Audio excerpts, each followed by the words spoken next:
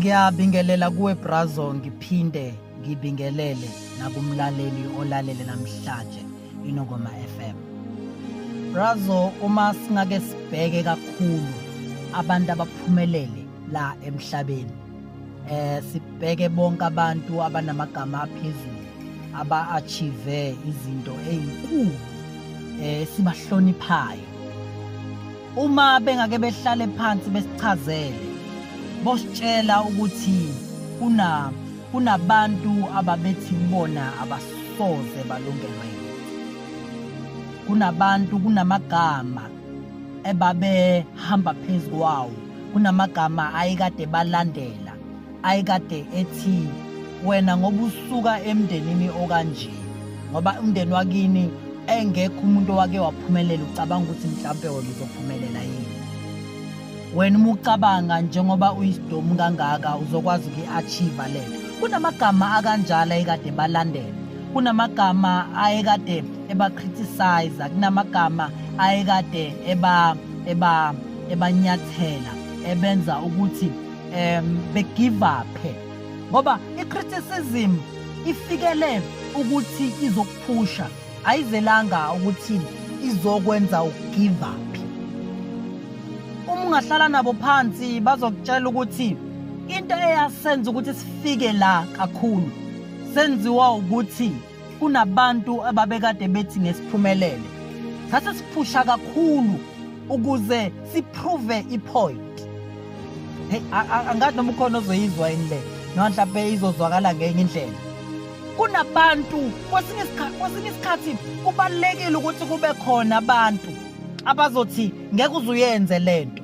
Kubalekile ukuthi kube khona abantu abazothi izokuhlula lento. Kubalekile ukuthi kube khona abantu abazovele bethi yeka uvele uyisehluleki. Kubalekile ukuthi kube khona abantu abazokriticize empilweni ukuze uphushe mawala. Mhlawumbe kungenxa yabantu abakriticizile mhlawumbe ukuthi ufike la okhona.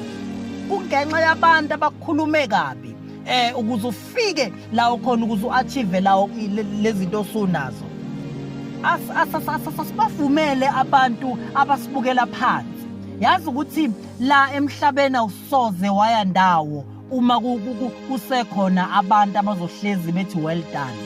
Uma kuzohlezi kukhona abantu abazohlezi bethi ya vele lokhu ubufanele ukuba ungakwenza, vele lokhu ungakwenza. Kukhona abantu ekuzofanele ngesinye isikhathi abazobe bekunikeza i-challenge empilweni bethi no, hayi asikholelwa ukuthi ungakwenza lokhu. Kufanele ubavumele abantu abakanjalo bebe khona ukuze uzokwazi ukuprova ipoint. Mhlawumbe kwesinye isikhathi nezosiphumelelisa abantu abazobe besikriticize, abantu abasizondayo, abantu abangasiboni siphumelela, abantu abangaboni lutho kuhle okwenzeka emndenini yethu, abantu abangasiboni silungelwa noma sifanelwe izinto ezinhle. Ilabo bantu esibadinga kakhulu empilweni zethu ukuze besibone, ukuze siphushe mawala, siphushiswe ukuthi sifuna ukuba besibone siphumelela kusasa.